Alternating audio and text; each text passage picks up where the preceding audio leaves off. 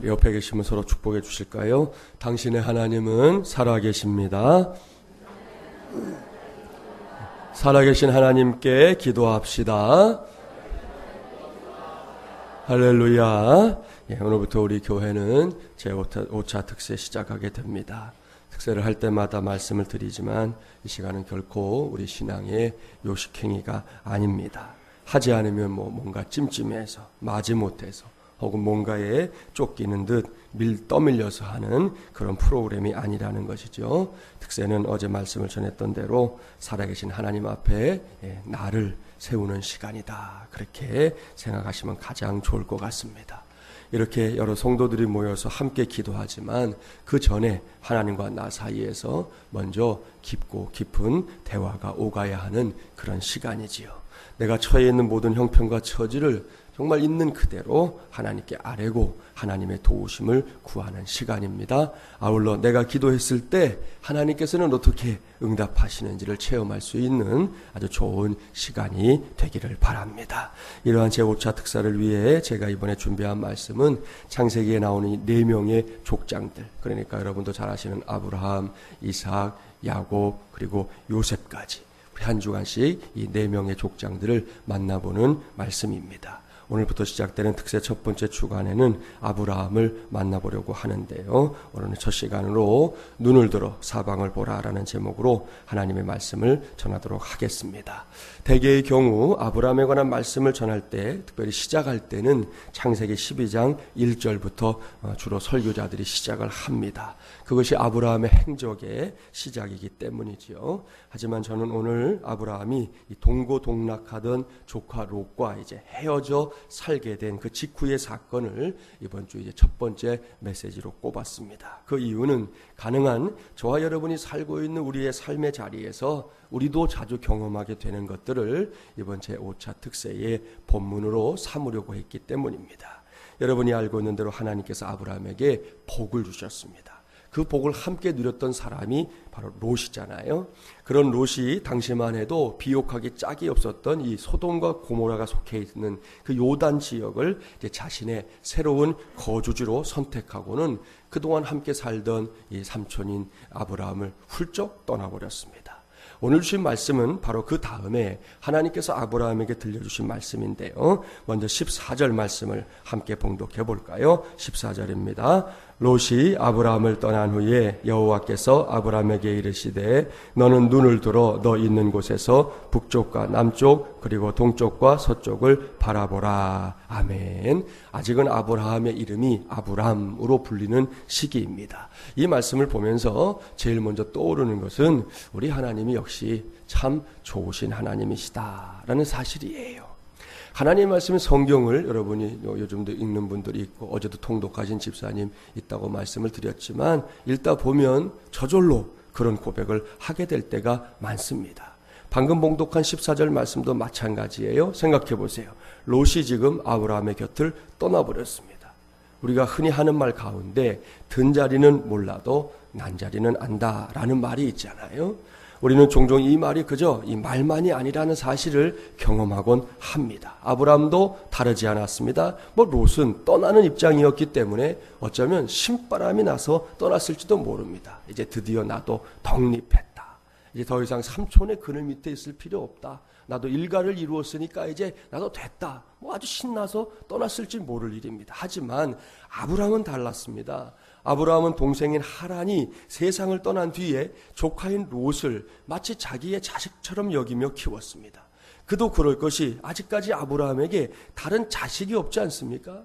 자식도 없으니 그저 롯 조카지만 내 자식처럼 생각하며 애지중지 자식 이상으로 공을 들이고 정성을 다해서 키웠을 게 틀림없습니다.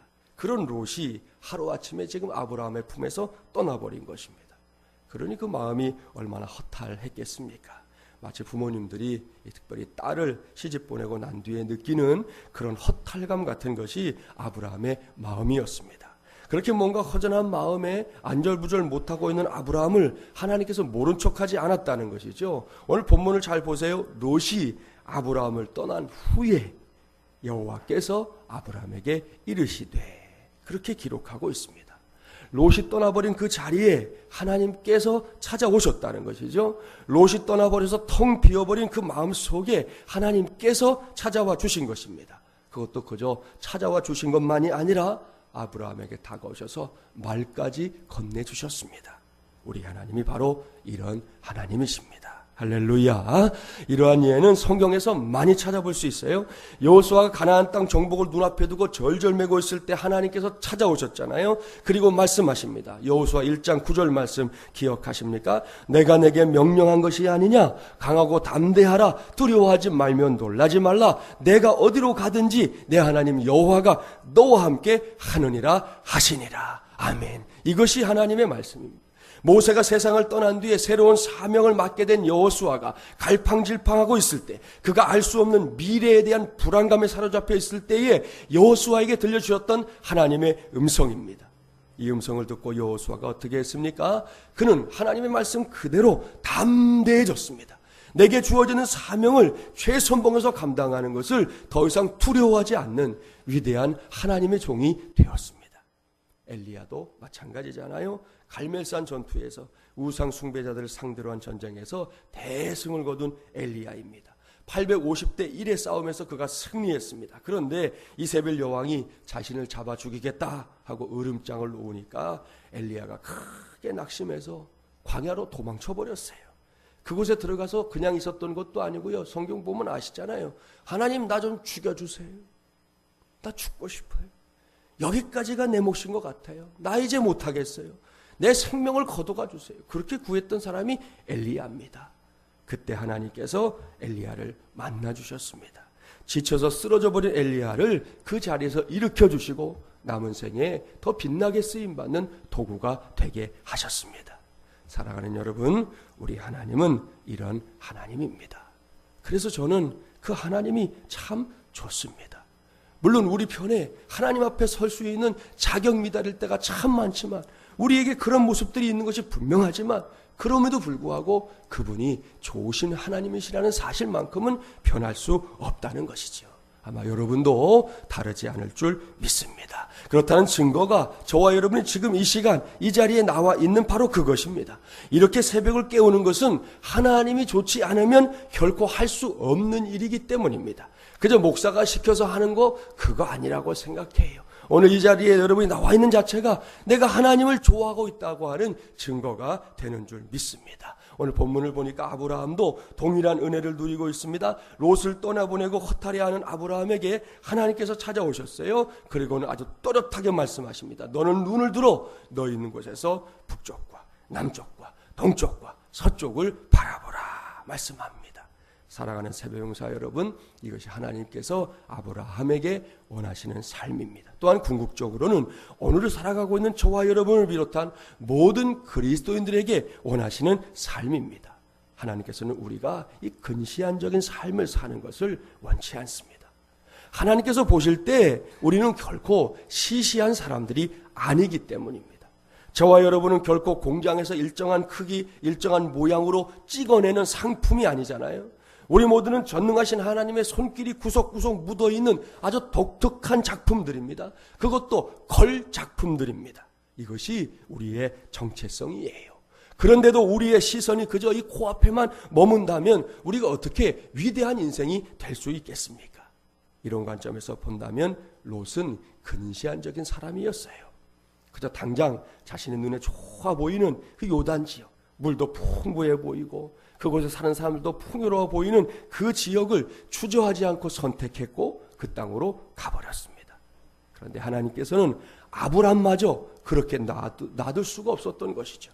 아브라함을 찾아오셨고 하나님의 생각을 밝히고 있는데요. 오늘 본문 15절부터 17절까지의 말씀이 하나님의 생각을 읽을 수 있는 말씀이에요. 15절부터 17절 함께 봉독해 볼까요? 보이는 땅을 내가 너와 내 자손에게 주리니 영원히 이르리라.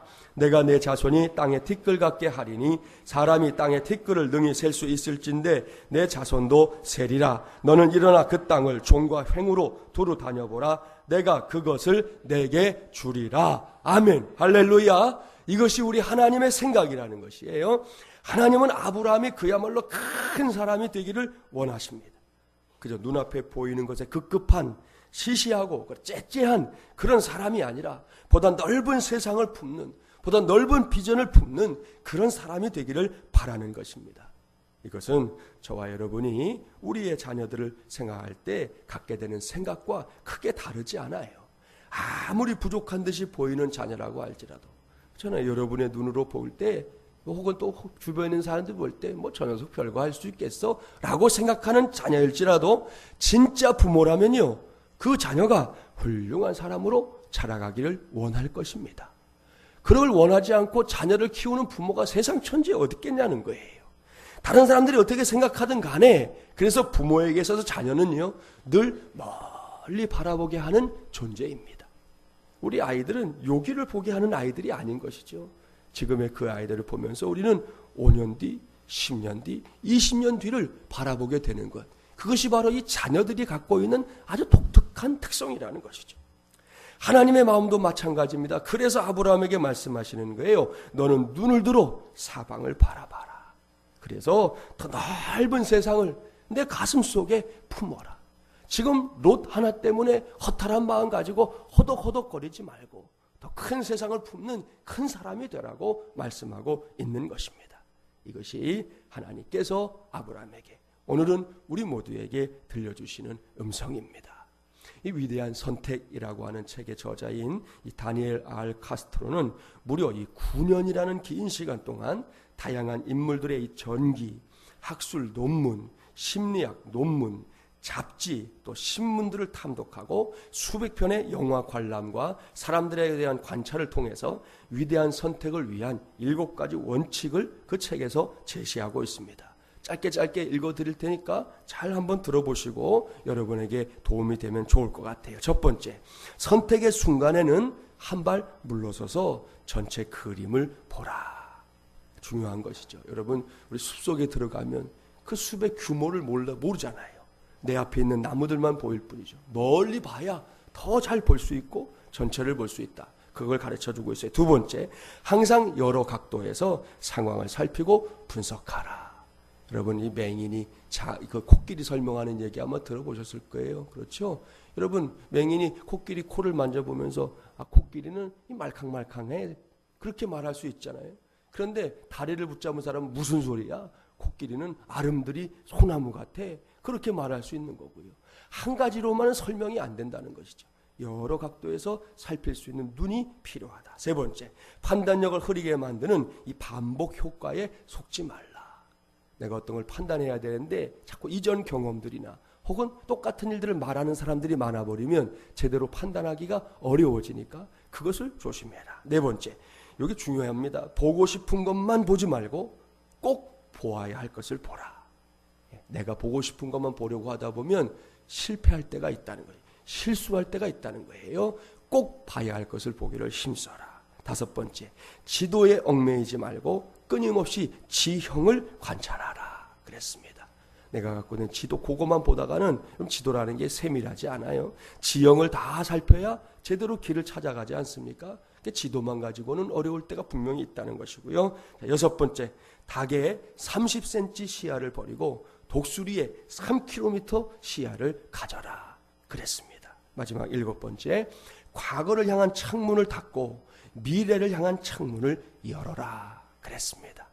자, 이렇게 7가지 원칙, 참 훌륭한 원칙들입니다. 모두가 다 우리가 더 넓은 스케일의 믿음을 품는 데에 꼭 필요한 조건들입니다. 특별히 닭의 이 30cm 시야를 버리고 독수리의 3km 시야를 가지라는 가르침을 꼭 기억하기 바랍니다. 그래서 이전보다는 좀 더 이 통이 큰 믿음을 갖고 하나님의 나라와 주님의 몸된 교회를 충성되게 섬기는 것은 물론이고 저와 여러분의 한 번뿐인 인생 역시 더욱더 귀하게 세워갈 수 있는 우리 모두가 되기를 주님의 이름으로 축복합니다. 이렇게 시선을 바꾼다는 것이 얼마나 중요한 일인지 바로 얼마 전에 제가 한 사진을 통해서 배운 적이 있었습니다. 그 사진을 이제 보여드리려고 그래요. 화면에 나오는 사진을 한번 보여주세요. 사진 볼 시간이라고 알람도 해주시네. 감사해요. 네, 나왔습니다. 자, 잘 보이시죠? 거기까지 잘 보이시나요? 네. 뭐라고 써있는지 제가 읽어드릴게요. 내 힘들다를 거꾸로 읽어봐요. 생각을 바꾸면 세상도 바뀐대요. 힘내세요. 그렇게 되어 있어요. 여러분 무슨 사진인지 무슨 내용인지 아시겠죠? 내 힘들다를 거꾸로 읽으면 뭐가 돼요? 예, 잘 읽으시네요. 그죠? 예, 다들 힘내가 됩니다. 요즘 세상 사는 게 다 힘들다 하는데 저 중국집 사장님은 그런 평범한 생각들, 그런 흔한 생각들에 자신의 인생은 물론이고요, 손님들의 인생까지도 빼앗기고 싶지 않았던 모양입니다. 그래서 일부러 젓가락을 넣는 종이 케이스에 저렇게 멋지고 훌륭한 말을 써 넣은 것입니다. 저는 저 중국집에 가서 꼭 짜장면이든 짬뽕이든 한 그릇 먹고 싶어요. 그래가지고 저 사진을 본 다음에 여러 가지로 알아봤는데 아직은 못 찾았어요. 찾으면 한번 꼭 갈 거고요. 그때 제가 붙어라 그러면 붙으세요. 붙는 분들은 같이 가고요. 가서 먹어보자는 거예요. 아무튼 아주 멋지고 훌륭한 중국집 사장님입니다. 저런 사람들만 있다면 이 세상은 그렇게 살기 힘들고 버거운 세상이 아닌 살만한, 아니 행복한 세상이 될 것입니다. 이런 것이 바로 시선을 바꾸는 것이잖아요. 그렇습니다. 우리도 좀 시선을 바꿀 필요가 분명히 있어요. 언젠가 말씀드렸잖아요. 자살을 바꾸면 뭐예요? 살자잖아요. 하나 더 막 가르쳐 드릴까요? 경력을 특견 틀렸네. 역경을 바꾸면 뭐지요? 역경을 바꾸면 경력이 돼요. 그럼 역경도 뒤집어 놓으면 경력이 된다는 거예요. 그렇잖아요. 시선을 조금만 바꾸면 살기 싫은 세상, 살기 힘든 세상도 살만해진다는 것입니다. 그러니 너는 눈을 들어 사방을 바라보라는 이 말씀의 스케일은 도대체 어느 정도일까요? 우리가 상상조차 할 수 없는 일이죠. 정말이지 양쪽 어깨에 힘이 팍 들어가는 일이 될 것입니다. 이런 사람들이 멀리 보는 사람들이에요. 그 시야를 코앞에 두는 것이 아니라 저 멀리에 있는 존귀한 가치에 더 많은 것을 두는 사람들. 하나님께서는 아브라함이 바로 그러한 인생 되기를 원하신다 말씀하고 있는 것입니다. 동의자신 하나님께서 제5차 특세를 막 시작한 이 시간에 저와 여러분에게 또 우리 마지물리람 교회에게 같은 말씀으로 도전하십니다. 너는 눈을 들어 사방을 보라. 너는 눈을 들어 사방을 보라 말씀합니다. 이것이 하나님의 뜻입니다. 그런데도 여전히 그 시야를 코앞에 두고 살아가는 사람들이 적지 않잖아요. 믿음 안에서도 그저 자기 눈앞만 보고 사느라고 정신이 없는 사람들 종종 있습니다. 그러다 보니 정말이지 별것 아닌 것. 얼마든지 서로 하하 하고 웃어넘길 수 있고 조금만 생각하면 그다지 문제가 되지 않을 것들에 목숨을 거는 사람들도 있지 않습니까? 사랑하는 새벽용사 여러분, 오늘 이 시간을 빌어 제 자신에게도 또 여러분에게도 간곡하게 당부합니다. 혹 우리 중에 조금 전까지도 근시안적인 삶에 그 시선이 머물러 있었다면 이제 오늘 이 시간부터는 하나님의 말씀대로 눈을 들어서 더 멀리 그야말로 동서남북을 볼 수 있기를 바랍니다. 더 높이 보기를 바랍니다. 더 많은 것을 보기 바랍니다. 그러면 생각이 달라집니다. 마음밭이 달라집니다. 여러분 왜 아이들을 어려서부터 자꾸 견문을 넓혀줘라, 견문을 넓혀줘라 왜 그러는 줄 아세요? 여러분 그것이 그런 어렸을 때의 경험들을 통해서 만들어지면 성인이 돼서도 이게 자연스러워지거든요. 보는 폭이 다르다는 거지요. 똑같이 자라는 아이들도 견문을 넓힌 아이들과 그렇지 않은 아이들은 달라요. 벌써 사물을 보는 각도가 다른데 어떻게 똑같을 수가 있겠습니까? 우리가 믿음 안에서 우리 자신을 세워가는 일도 마찬가지입니다. 큰 생각을 해야 합니다. 큰 마음을 가져야 합니다. 무엇보다 하나님의 마음, 하나님의 뜻을 헤아려야 하는 것이죠. 지금 우리 모두에게 바로 이것이 필요합니다. 그렇습니다. 이제 막 개척 3년차를 향해 걸음을 뗀 우리 교회와 성도들이 지금보다 더 믿음의 지경을 넓힐 수 있어야 합니다. 이것을 반드시 해내야 합니다. 저와 여러분 개개인은 물론이고 우리 교회 전체가 믿음의 스케일을 더욱 키워야 한다는 것입니다. 그래야만 이 안에 크고도 위대하신 하나님의 뜻이 액면가 그대로 담겨질 수 있기 때문입니다. 감리교 운동을 통해서 쓰러져 가던 영국을 기사회생시킨 사람이 이 요한 웨슬리 아닙니까? 그는 평소에 이렇게 외쳐댔다고 알려져 있어요. 전 세계가 내 교구다. 전 세계가 내 교구다. 그랬습니다. 얼마나 위대한 선포입니까? 그저 이 수유동이 내 교구가 아니라는 것이죠. 이 서울만이 내 교구가 아니라는 것입니다. 요한 웨슬리는 전 세계가 자신이 사역을 감당해야 할 교구라는 확신에 찬 고백과 또 믿음의 스케일을 가진 사람이었고 결국 하나님이 그를 그렇게 들어 쓰셨어요. 단지 영국이라고 하는 나라에 머무는 인물이 아니라 오늘날까지 전 세계에 이 감리교 운동을 통해서 건강한 신앙적인 영향력을 미치는 그런 인물이 되게 하셨지 않습니까? 이제는 우리 차례입니다. 특별히 이번에 제5차 특세를 감당하면서 저와 여러분의 믿음이 눈을 들어 사방을 볼 수 있는 그런 믿음으로 키워지게 되기를 바랍니다. 오늘 시작했는데 내일 주저앉지 마십시오. 새벽을 깨우다가 혹 깜빡하거들랑 개의치 말고 다시 도전하십시오. 날마다 살아계신 주님과 함께 그렇게 살다 보면 내 안에 있는 믿음이 서서히 커져가는 것을 누가 말하지 않아도 우리 스스로 체험하게 될 것입니다. 사는 게 결코 녹록한 시절은 아니지만 그 속에서도 얼마든지 하나님의 뜻을 이루는 위대한 인생이 될 수 있다는 거 꼭 기억하십시오.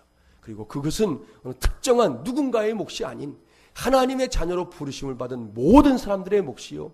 그 몫을 챙기는 것은 결국 하나님 앞에서 귀한 선택을 하는 자의 몫이라는 거 잊지 마시고 이번 특세를 통해서 우리가 하나님 앞에서 그 위대한 선택을 꼭 해낼 수 있게 되기를 바랍니다. 오늘 이 시간에 이를 위해 간절하게 부르짖는 것은 물론이고 내 안에서 일하시는 성령의 역사에 민감하게 반응해서 아브라함이 누렸던 대로 눈을 들어 사방을 보는 그 모든 것을 하나님께서 복으로 허락하시는 놀라운 역사의 주인공들이 되는 저와 여러분 우리 마중물 이람교회 되기를 주님의 이름으로 간절히 축원합니다.